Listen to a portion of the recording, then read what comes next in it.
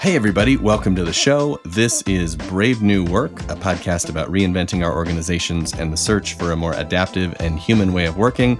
Once again, I'm Aaron Dignan, and once again, I'm joined by my co-host, Rodney Evans. Hey friends. This is the ninth episode in our Ready for Anything series on finding a better way of working through pandemics. On today's episode, we're going to talk about meetings. Never heard of them. Nope. And we've talked about meetings on the show before, so we're going to dig into kind of what's going on with them now in this moment and go a little bit deeper. But before we do that, we should do the first part of every meeting, which is the check-in round. Yeah.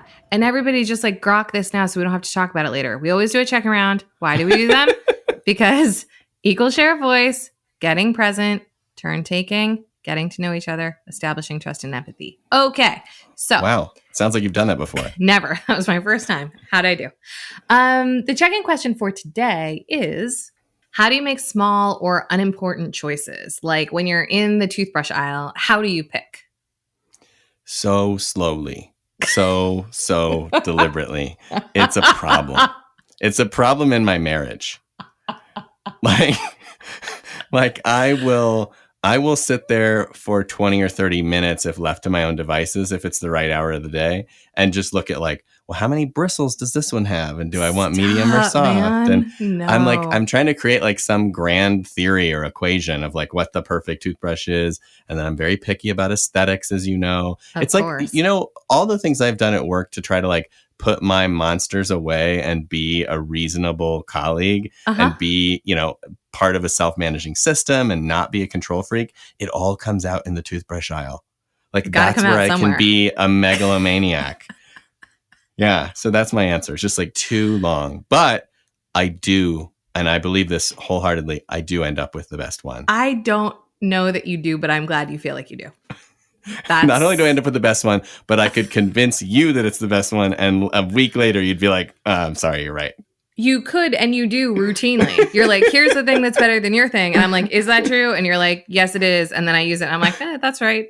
It's because I've done tons of emotional labor. Yeah. Our dynamic is you recommend things to me that I don't care about. And then you're right. It's great. Anyway, so that's my answer. So that's your check around. Also, no crosstalk during check-in. We're being terrible models right now. Because we have high trust. High trust. Right. I don't have to worry that you're going to be like, now you don't get to answer because we have things to do. Which is actually why we don't allow crosstalk. So my answer to this, unsurprisingly, is the opposite of yours, which is it either goes one of two ways for me. Either I am completely intuitive about it and I'm like, this one speaks to me, and then I don't read the packaging or do any comparison of any kind. It just sparkles for you. I'm just like, ooh, this looks good. Like in the last episode that we recorded where my husband does not appreciate my intuitive grocery shopping because he's just like, these things don't make meals. And I'm like, I know, but did you see the packaging on that coconut oil? You know, there's a lot of that for me. And then the flip side of that is where I think that picking something, the act of picking it is fun. And like, I really enjoy the process. And, you know, like if I'm picking like soap, it's like, I really enjoy smelling all the soaps in the aisle. And that has nothing to do with the best soap or comparing that. I'm just like, this is fun right now. It's a leisure activity. Yeah. It's just like, I'm on a sensory journey. And, you know, Ed is like at the same time actually getting all of the staples we need to survive as a family. But I'm going to just like huff all the soap until I'm told it's time to pick one and we have to go. That's too perfect. Yeah, I think that about sums up, you know, how we both navigate this world. So y'all can choose who you want to go shopping with. Today's topic is meetings. And I want to start by asking you, what is going on with meetings during Coronapocalypse? Like what's different? What's up with meetings out there? So spoiler alert, they weren't great before and they haven't gotten a lot better since we all went home. So look, we know that meetings are like one of the most obvious trappings of bureaucracy. They're like the gin blossoms of bureaucracy, our meetings. And That is for a whole variety of reasons. We talk a lot more in depth about that on the meetings episode that we did a while back. But when we do tension sorting in companies, particularly early on, one of the top tensions is always we have too many meetings. Mm-hmm. And now that we've all left the building and we've all discovered the webcams that came with our laptops for the first time ever, we're like, oh, now here's a whole new way to surveil one another and make sure that people are working and make sure we're like relating and connecting, and we'll just like all stare into this screen all day. And so there are ways in which I've seen meetings serve teams really, really well because they already had good hygiene around them, and that translated very elegantly. And then there's a lot of recreation of the worst aspects of meeting culture now virtually, which actually comes with like a host of new and irritating problems. So we'll dive right into all of that. Start there. It is weird to me that it does seem like there are new frictions and newly greased, phenomenon where like it's a lot harder to like round up folks and just start a meeting ad hoc, which you can kind of do if you're like, hey, everybody, we're going to meet in the conference room. You can kind of just move everybody in there at the workplace. Here, it's like you do have to schedule it. It's got to go on the calendar or a link has to be shared. But it's also really low friction to just like start a Zoom meeting and share a link in the chat. And so I can't decide if that serendipitous meeting creation is happening more or less. But my suspicion is it might be break even for that reason. I'm not sure.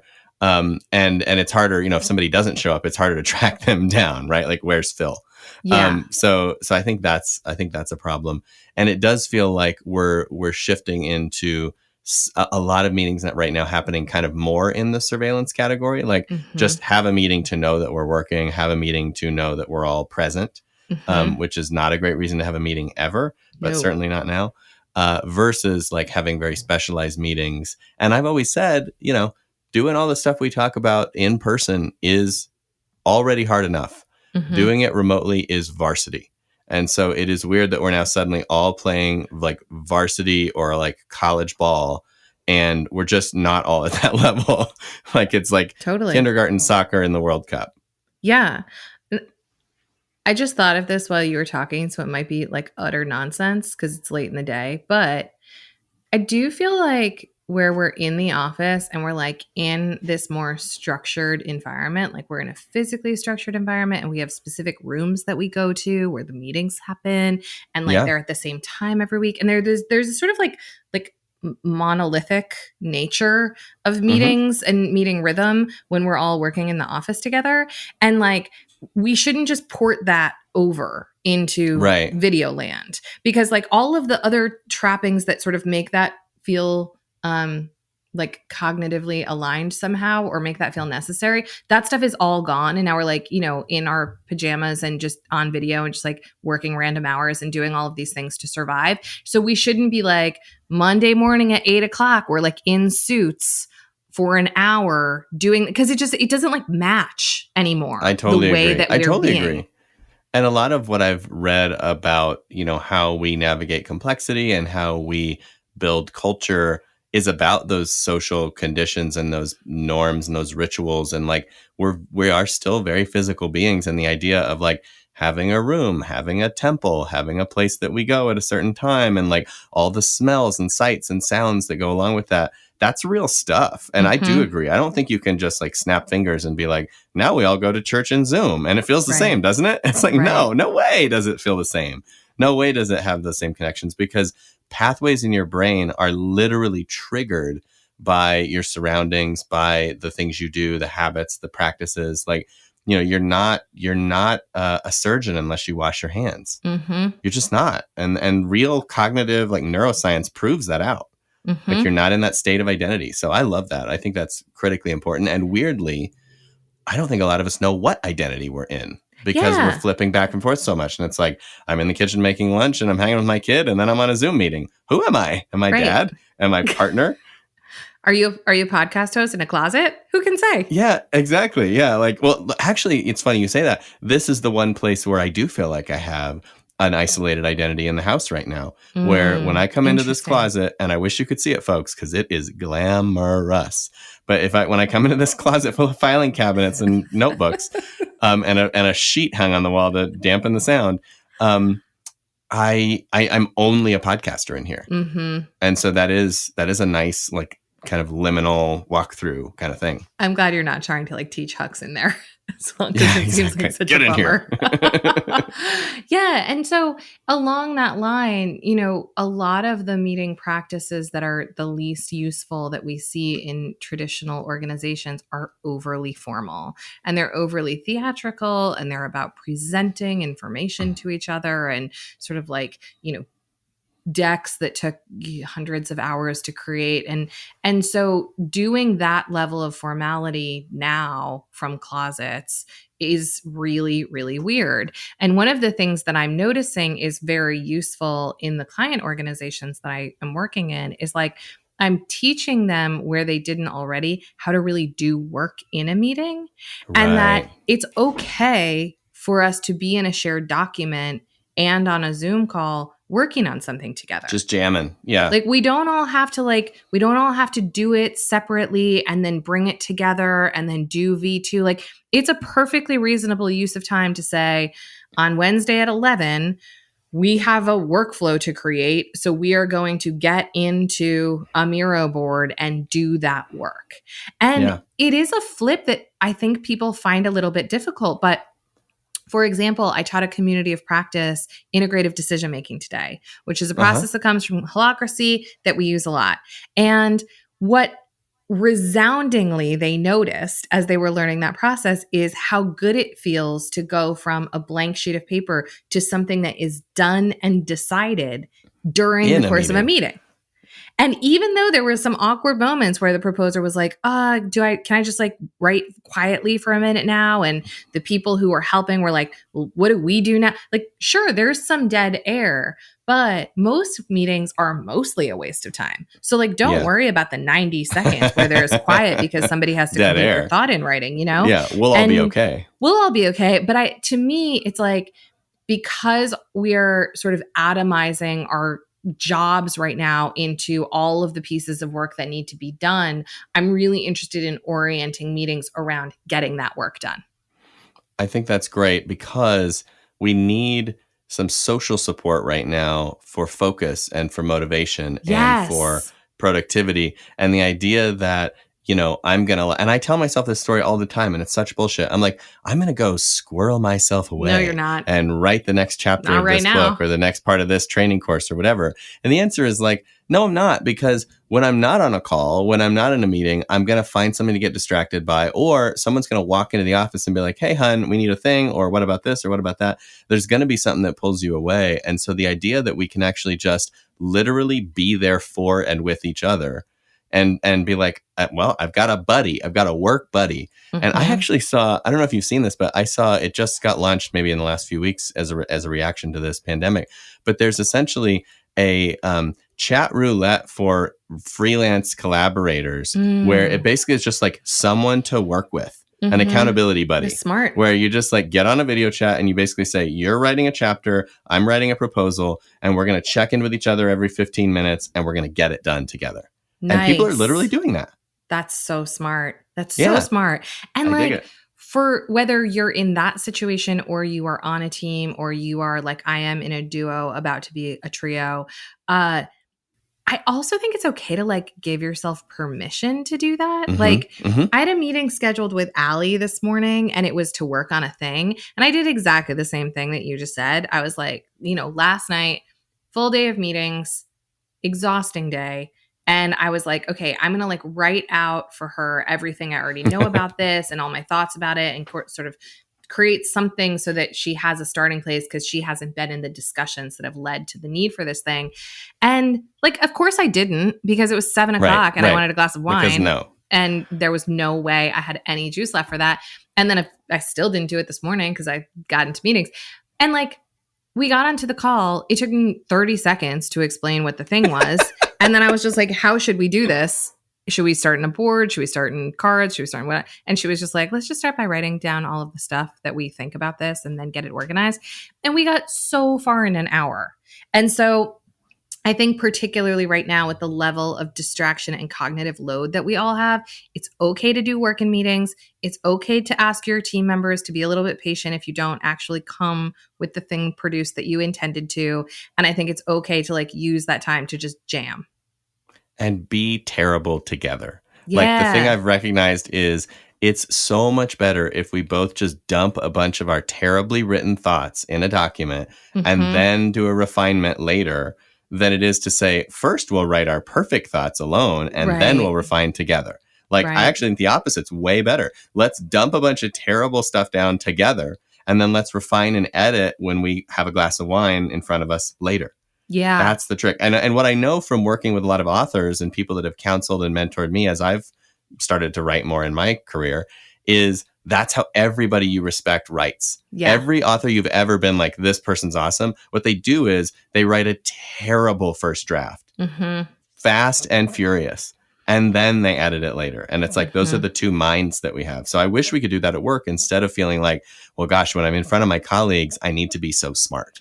And I need to be so perfectly worded and I need to be so on the ball. It's like, if we could flip that one switch in our meeting culture, I think literally like all things are possible. Like it would be a productivity boom. Yeah. And to that point, in that community of practice meeting where I was teaching IDM today, one of the people who was learning it for the first time made the observation that if the proposer had like basically had more time to create a more perfect draft, like would it have been better? And I was like, maybe, but like it was good enough. And we got it all done here together. And she didn't have to spend 20 minutes before the call. She spent 20 seconds and like it was good enough. So getting to that mindset that like preparation does not always equal quality in the end. And in fact, I think it's actually inverse. It sort of aligns with the different spaces of Cynefin. If you have something that is very interesting, very complex, the likelihood that you'll get it perfect out of the gate and bring it to the group ready to party is really low. And so bringing something lower fidelity where you can incorporate more feedback more easily is better.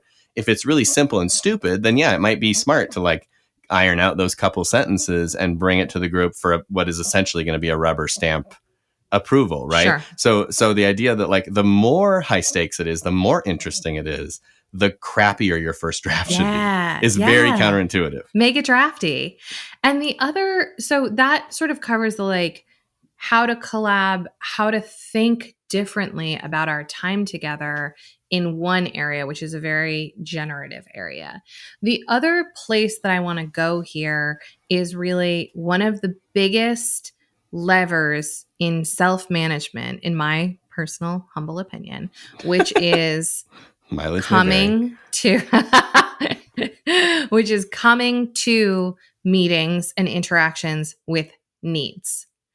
And I find that getting teams into the articulation of needs, whether you're talking about things like tactical meetings, which is also holacratic, or you're talking about things like nonviolent communication, like it is very difficult in our society to nudge people into specifically articulating what it is they need in that moment. Right. But again, particularly now where we all have different needs of support, of consent, of advice, and we're less able to infer a lot of that stuff because we're not in a room together, I think we really have to get clear in some of our meeting types about needs and get really varsity at expressing what we need and who we need it from.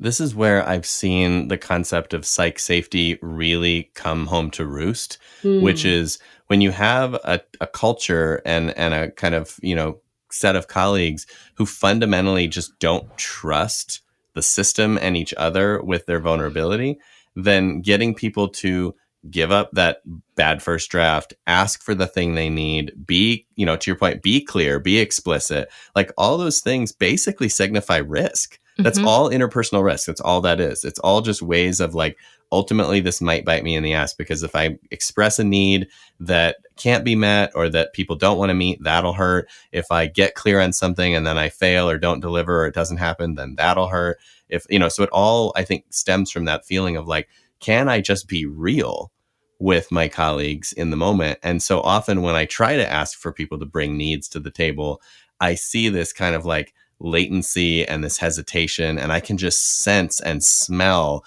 that like we're sitting on stuff that we're just afraid to put into the public sphere. Yep. And so then you have to do the work of like, all right, well, now we got to go back and work on trust, and we got to make the space safe and all that, which is really important work, but also to me feels really remedial, where I'm like, oh, now I got to go back and replant the foundation before we can build. And so I think if you are, a leader, if you're a manager, if you're someone with influence on your team, now is actually a really important moment to get super clear on how safe do we feel? Yeah. And how do we show up to these spaces? Because if you want to have a good meeting, you have to feel safe. Yeah, totally. And I think the more safety there is, the more able we are to express needs that we might have traditionally thought were like out of bounds or unprofessional or whatever. Like there, again, there's so much peacocking and ego that shows up when we get into any group, particularly meetings. But I'm finding with the people that I really trust in my own working life right now, like there has been over the last couple of weeks a number of times when like Allie or I has said to each other, like, I am out of steam today. Can you take this one? And Right. It's like, we're just drained in a different way because we're on video all day, where we used to have a lot of in-person interaction and like plus the world and ... and all the things.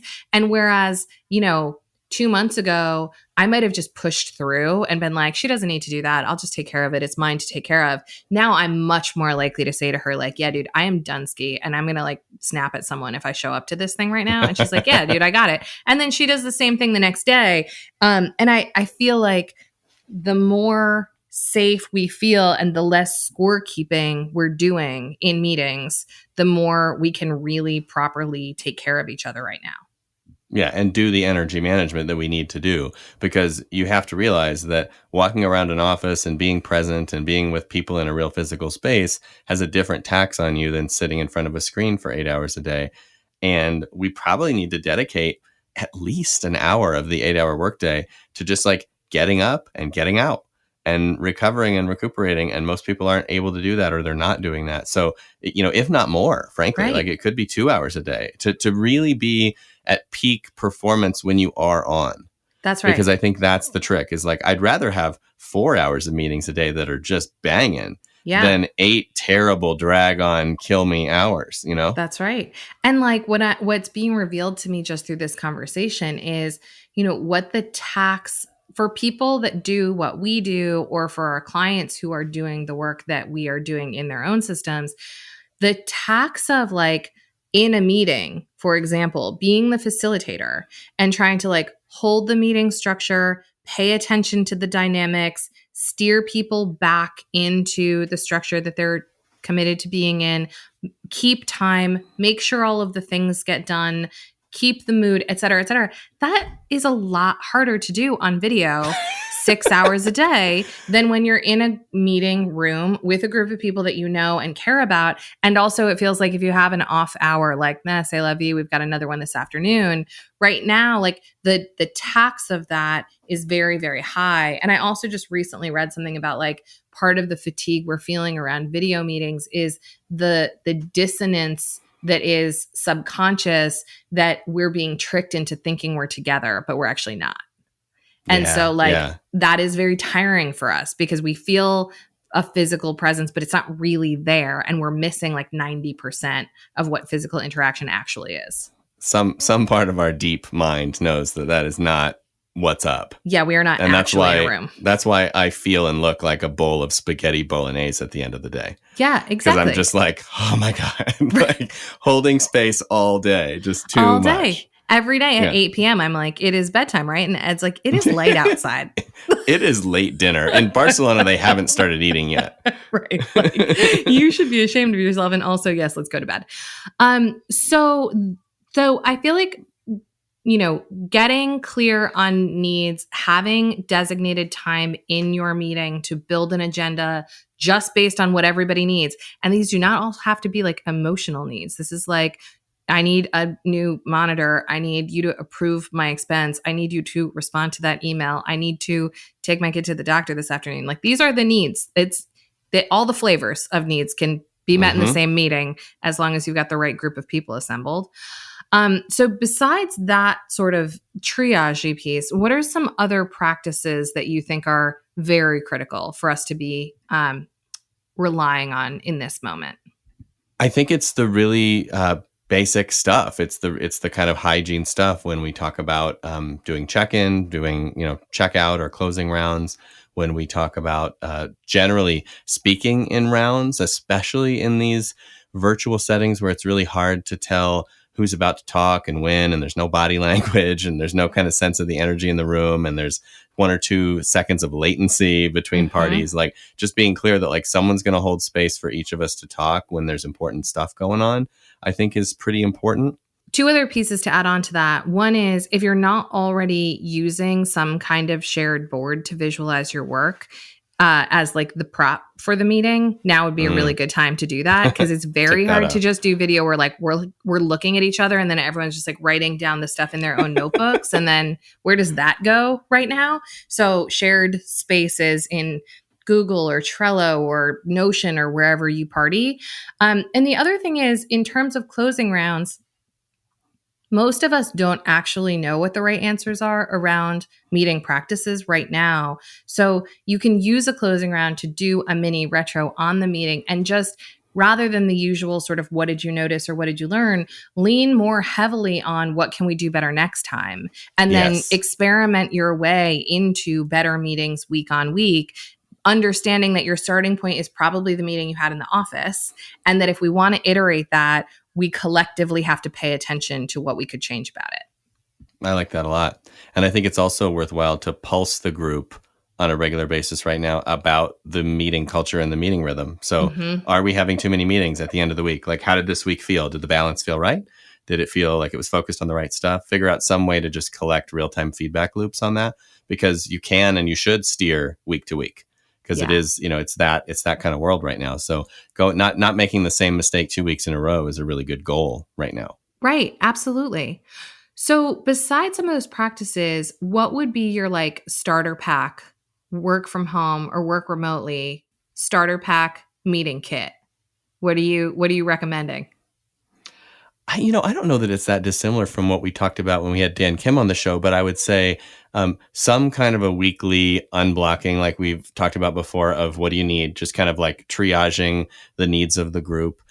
I want more jam sessions now, I think is the main thing. I want more chances to collaborate with colleagues on different pieces of work. So just having at least one of those a day would probably be good for my energy and my kind of, morale and productivity and all that. And then I think there has to be a space still, especially in this moment, for the kind of governance, the OS itself, the agreements, and probably on a more frequent basis, but with a lighter lift. So like, an hour a week or a half an hour a week or an hour every other week, where we just go and say like, hey, the way we're working right now, what do we need to change about it to get through this? And maybe we're all feeling burned out, or maybe we're all feeling aimless, or maybe we're all feeling alone, or whatever it is. Like, we can dial that in and just make quick agreements on the fly to experiment with different practices. So I think some kind of like light lift governance-y-ish, OS focused thing would be on that list. And then, you can't make any list of popular meetings without a retro, right? Sure. So probably, on maybe not a weekly, but maybe monthly right now, maybe bi-monthly if you're in an industry that's changing really fast right now. Just to take that time together and say like, what the heck is happening, and how do we make sense of it, and what does that mean for our priorities, and what does that mean for our activities, I think is worthwhile. So I may have missed something, but those are like the 4, bedrock units of my week. Yeah. I think if you want to build anything on that foundation, the couple that I would be thoughtful about are, one, Ali and I have gotten a lot more disciplined about once a month doing backlog grooming and setting our own enabling constraints for the month. And we've found it really, really helpful. And when we set those enabling constraints, it's like, just intended to help focus and prioritize our work because there's way more of it than we can do at our current project. And also, they're enabling because we never get them all done, but it's just something to aim for. And then we also, because we are really avid like Kanbaners ourselves, our backlog just gets tremendous because all our great ideas go in there. But if you're neurotic like me, it also is very exhausting to look at a backlog of stuff that you're never going to do. So making sure there's time for backlog grooming, I think is good. I would also just say in terms of psych safety right now, using something like Spotify's Team Health Check is a really nice, lightweight way to just like not ask people to express and write their feelings, but just like put a quick Post-it note up on how they're feeling so that it really is a health check, not like a examination. And and I think right now, just to have an understanding of like where morale is at and how people are feeling, getting something like that into the flow would be valuable. So which of the things we just described is the Ready not doing that we should start doing this week? Okay. Because on a project team level, hard to say, but I'm doing all of them. On a system level, it's very different than that. Okay. So we're only of those. We're doing governance. Yeah. I think that's it. Well, at a system level, we're definitely jamming because we've got projects. So there's people jamming on stuff. I know I'm jamming on stuff with colleagues to make sure work. In pockets. We're not jamming on anything as a collective. No. But I don't know that we would recommend that anyway. I think, when you're making stuff, smaller is better. Agreed. Governance when we need it. We've sort of introduced this like, every other week scenario planny, sense makey session that we're doing right now as a way. It's almost strategy. It's kind of like, all right, well, what's changed and what does that mean for us and doing that work? So that's something that's happening.